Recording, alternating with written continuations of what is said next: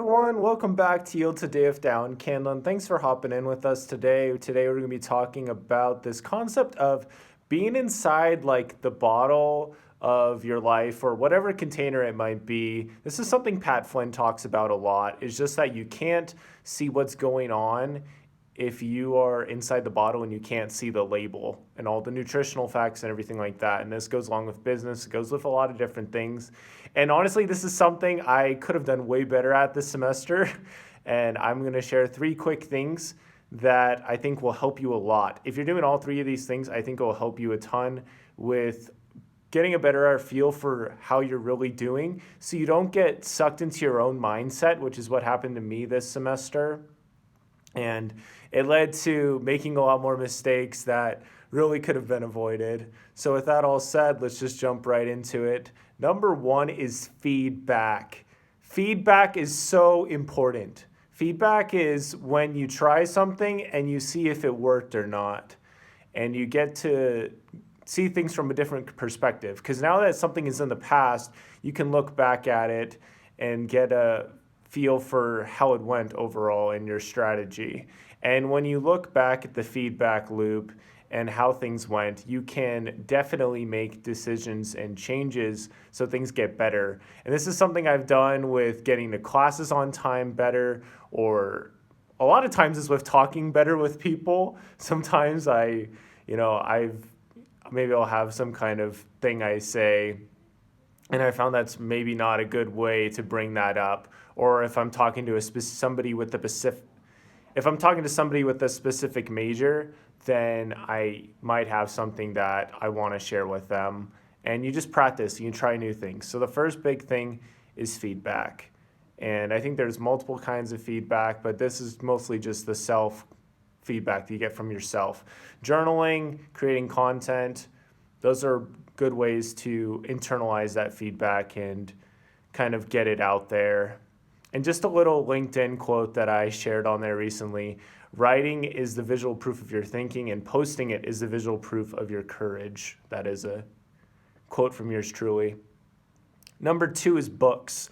Books are super fascinating because you can see what somebody else's mind is going through, like the journey that they went on to get to that point. When I was spending a little bit of time of trying to maybe become a seminary teacher and teach religion and stuff for the Church of Jesus Christ of Latter-day Saints, something that they told us was that we wanted to take the students on a similar journey that we went through in the learning process. And that's exactly what you get in a book. It's super valuable. All of the information is jam-packed into that book, and you can literally look from their perspective because, again, writing is the visual proof of your thinking. And so you're getting all of that out there and you're seeing from that perspective. Recently, I've been reading from the book, The Power of Knowing What You Don't Know. And it's been crazy because I am seeing things that he did, doing different studies, and it makes a lot more sense. And it's kind of like I'm talking with Adam Grant, even though I'm not. I'm reading his book. I'm reading his thoughts.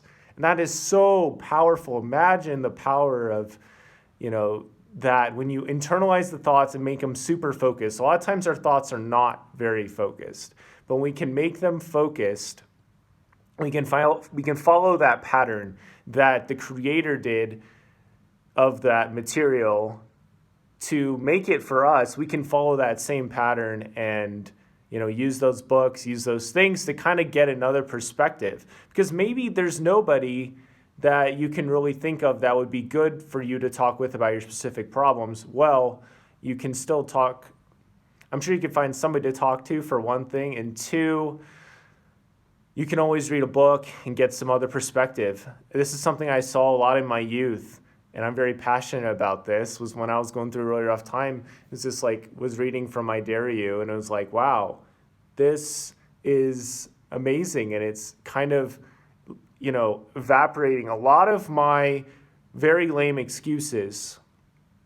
They were powered by, these super powerful hydroelectric engines, and that's saying and what was in there was you need to stop making excuses, my friend, and your life can change. Everything can get better. And that is words I really needed to hear when I was younger. am really glad that I took that advice and listened to that book. And I'm glad I still read books today, like the scriptures and books that others recommend to me, because it helps me get that outside perspective. And then I can take action that will move me forward. It's amazing some of the thoughts I have when I read these books. It's like, wow, if I did this, it would be amazing. And so you gotta prioritize that. And when you improve yourself internally, you're also going to improve externally a lot. And so the bottle you're in is going to change. Number 3 is feedback from others. And this is super huge. I'm going to give a big shout out to my boy Tim. Recently, I was struggling and I failed my accounting class. And I was just beating myself up a little bit. But then I kind of had this, whoa, Dallin, we need to stop beating ourselves up because it's not going to do anything good. I've spent a lot of time beating myself up over the years, and it doesn't lead to anything good anyway. And I talked with Tim about this, and he kind of, we talked a little bit about balance and the need for balance. And it kind of helped me see that I've been focusing way too much on the work perspective and not enough on the play perspective. And so I was super out of balance. And now I'm super fascinated because I have this ability to learn about self-care in a deeper manner than I have ever, really. I think anyway. I'm taking a whole month off of social media. I'm still doing the podcast to work and to prepare and to learn from all these struggles that I kind of put myself through this semester. I worked so hard and my grades have never been worse. And so it's super, super humbling stuff. But yeah, big shout out to Tim there. He just kind of listened to everything I was saying, kind of internalized it, and then he shared his perspective. And his perspective gave me perspective. And, prayers helped me a lot with this. Talking with family members has been really good with this. It's amazing because if you talk to somebody that really does care about you and has provided that good feedback, maybe they won't give you the solution, but they can help you look at the problem differently. And that sometimes is enough because what we see will influence what we end up doing. And it's just wherever your eyes are pointed, that's also where you're going to go to. And I've just definitely seen that in my life because the brain and the body and everything, they want to be in sync with one another. And so it's just important that you follow that one course until success, focus, and take good feedback from other people. So those are the 3 things.